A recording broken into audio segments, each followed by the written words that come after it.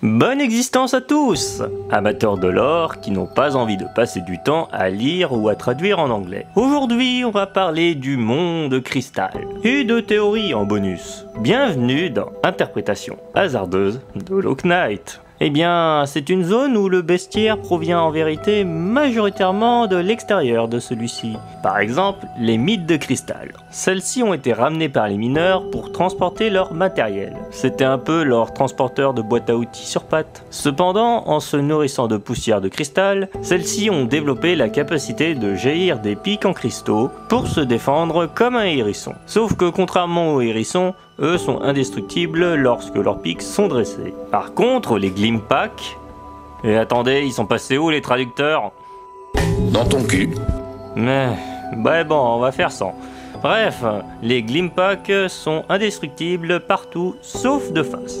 Ces créatures lentes et robustes sont aussi très dociles. Les insectes d'Alonest les utilisaient pour déplacer leurs chariots et leurs machines.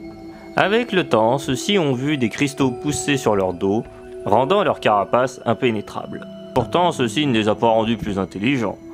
Lorsque les mineurs ont perdu l'esprit, ces créatures n'avaient plus d'or ni de but et errèrent à jamais dans la montagne de cristal.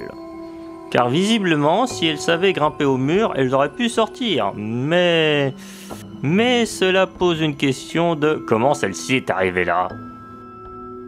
Gameplay. Bref, parlons des chasseurs de cristal. Ce sont des insectes volants restés trop longtemps dans la montagne. Ils ont fini par être parasités par des cristaux, et ceux-ci sont désormais capables d'attaquer leurs ennemis avec des tessons de cristaux à croissance rapide. Défiant toute logique de la conservation de la masse... Alors en fait, si on considère que la masse Ah, toi la ferme, ça va. Moi aussi j'ai regardé C'est pas sorcier. Eh oh, on est dans un monde fantastique, on peut tout justifier magiquement. Par exemple, les rampants de cristal tirent des lasers grâce à l'énergie que contient les cristaux. Hey, c'est mon émission, dégage. Alors abrège. Ok. Bon, alors les rampants de cristal, ce sont des insectes normaux qui sont devenus sans se rendre compte des lasers vivants, à cause des cristaux, montrant que cet environnement n'est pas du tout normal. Car c'est cet endroit qui a créé les carcasses mineuses. Ce sont des insectes ayant perdu l'esprit bien avant l'infection et continuaient de miner instinctivement après celle-ci. Ah, le capitalisme, que c'est mignon. Dégage de chez moi. Ah ah, tu vois que c'est chiant les caméos. Coucou. Dégage le vieux. Mais Bon, on retourne à nos mineurs. Ne sortez pas cette phrase de son contexte. Bref, autrefois, ils étaient venus miner des cristaux afin de devenir riches facilement. Ces mineurs ont perdu l'esprit à la force de miner ces cristaux mystiques qui ont fini par les toucher aussi bien psychologiquement que physiquement, transformant les mineurs les plus isolés de la grotte en carcasses cristallisées.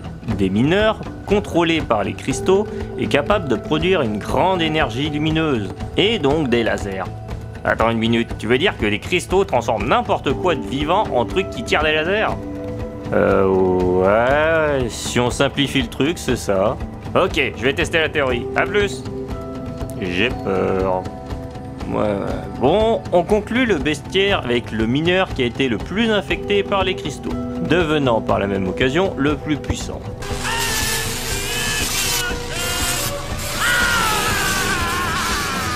En effet, le gardien de cristal est un mineur contrôlé totalement par les cristaux, montrant que ces minéraux infectent l'esprit autant que l'infection, mais avec la particularité de contrôler l'énergie lumineuse de ceux-ci.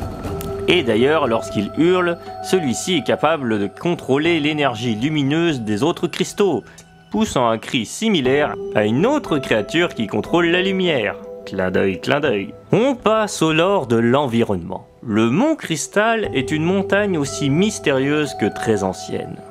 Elle est connue par les autres habitants alentours comme une source inépuisable de cristaux, qui alimente la technologie du royaume entier d'Alonest. En effet, les cristaux sont chargés d'une énergie inconnue que le roi pâle n'hésita pas à exploiter.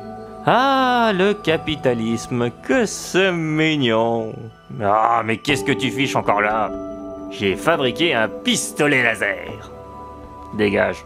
Bref, même si leur puissance était moins intense que l'âme, ils étaient plus facilement exploitables. C'est ainsi qu'une multitude de mineurs fut engagée pour miner la montagne. C'est ainsi que la technologie du royaume se développa sans se soucier de l'alimentation énergétique nécessaire. Imaginez, c'est comme trouver une grotte qui contient des cailloux électriques qui se régénèrent infiniment. Forcément, tout le monde voudrait l'exploiter gratos. Le roi pâle automatisa progressivement l'exploitation, histoire de ne plus avoir besoin d'ouvriers, jusqu'à créer des tapis roulants et des golems. En effet, les seules informations que l'on a sur ces créations laissent à penser qu'elles devaient remplacer les mineurs. Quoi? C'est une honte! Oui, mais votre travail vous transforme en zombie. Et eux, au moins, ils n'ont pas besoin de salaire ni de syndicat. Ouais, ma petite théorie perso, c'est que c'est les mineurs qui les ont cassés. Pour une fois que le roi pâle crée quelque chose d'utile, hey, passe à la butte cristallisée. Celle-ci était construite par une chamane escargot, ayant voulu s'isoler dans un endroit tranquille. C'est d'ailleurs la 4e tante de celui-ci. Oh, cool. Qu'est-ce qu'elle devient? Eh bien, disons qu'elle a médité très longtemps dans la montagne. Trop longtemps. Et du coup, les cristaux l'ont enveloppée avant qu'elle s'en rende compte. Et le pire, c'est que c'est la justification officielle du carnet. Attends, tu veux dire que ma 4e tante est morte parce qu'elle a médité trop longtemps? Bah, si elle avait su que les cristaux de la montagne étaient vivants, elle serait pas installée dans un endroit pareil. Mais, de toute façon, j'aurais pas pu aller la voir, je suis coincé ici. Tu peux dégager. Bref, on termine le lore de l'endroit avec la couronne d'Alonest. C'est le nom donné par les habitants alentours car le village construit au sommet donnait l'impression que la montagne avait une couronne. Cependant, ce village est beaucoup plus important qu'on ne pourrait le croire, car celui-ci est très ancien. Bien plus ancien que le royaume d'Alonest, car celui-ci appartenait au peuple des papillons. Bon, on peut considérer qu'à partir de maintenant, je spoil l'origine pure de l'infection, car je vais vous parler de Radiance, la déesse de la lumière et du monde des rêves. Ouais, elle a créé la race des papillons pour pouvoir la vénérer. Et ceux-ci ont construit des villages un peu partout, sauf que celui-ci est le dernier encore entier. Mais ce village a été déserté, et les papillons, avant de partir, ont marqué des inscriptions représentant des créatures ailées et des avertissements. Sûrement liés à cette fameuse statue représentant Radiance. Bon, à partir de maintenant, j'entre dans une pure théorie personnelle, conçue à partir de toutes les informations officielles qu'on nous a fournies sur l'endroit. Ma théorie, c'est que le monde cristal est totalement lié à la Radiance et qu'elle est à l'origine du début de l'infection. Rien que ça. Je vais m'expliquer. Pour moi, la montagne du cristal, c'est pas simplement un endroit où il y a des infectés. Mon avis personnel, c'est que c'est carrément l'origine de l'infection. Car Radiance n'est pas simplement liée à l'infection, elle est l'infection. Ça, c'est confirmé officiellement, mais on ne sait pas d'où a débuté l'infection. Il y a beaucoup d'indices dispersés un peu partout dans le royaume, mais on ne sait pas vraiment où est le début. Et pour moi, c'est la montagne. Radiance a perdu toute son influence et son pouvoir à cause du roi pâle, et même les papillons l'ont lâché. Mais j'expliquerai ça dans un autre épisode. Là, on parle de ma théorie sur comment Radiance a regagné de l'influence. Parce qu'il y a presque personne qui connaissait la déesse, à part les papillons et le roi pâle. Mais il y a une statue de Radiance au sommet, et il est très probable qu'un mineur ait vu cette statue et s'est mis à rêver de Radiance. Sauf que du coup, elle s'est connectée à lui et l'a infecté. Et par la même occasion, celui-ci a transmis l'infection. Par contre, ce n'est pas aussi simple. Je pense aussi que les cristaux ont aidé cela, car je le rappelle, pour moi, les cristaux sont totalement liés à la déesse. En effet, les cristaux ont plein de caractéristiques étranges. Par exemple, ils parasitent tout ce qui est vivant, le rend obsédé par la lumière. Et ce n'est pas tout. Ils sont capables de chanter et produisent de la lumière, une énergie qui provient de Radiance. Mais le détail qui me fait vraiment croire que les cristaux sont liés à Radiance, c'est le gardien de cristal, parce que celui-ci est totalement contrôlé par celle-là, c'est pas possible, parce qu'il crie exactement pareil qu'elle. Parce que c'est quand même étrange tous les détails que Team Cherry laisse, qui laissent penser à cette théorie. Et moi, le point officiel qui m'interroge le plus, c'est d'où vient ces chants du coup. Pour mon avis personnel, ce serait Radiance.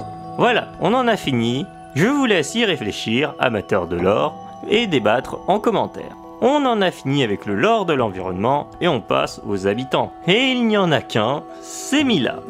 Alors Mila, comment ça va? Elle veut détruire mon existence. Ouais, cool ta vie.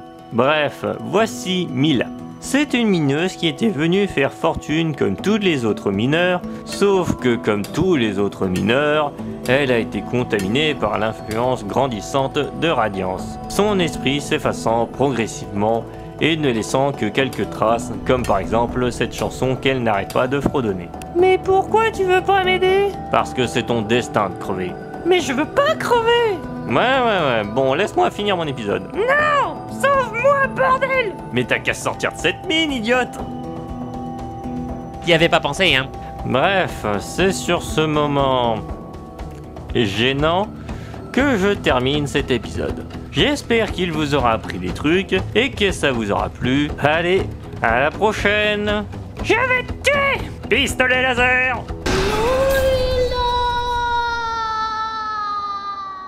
Hey, je t'avais dit que mon pistolet il marchait!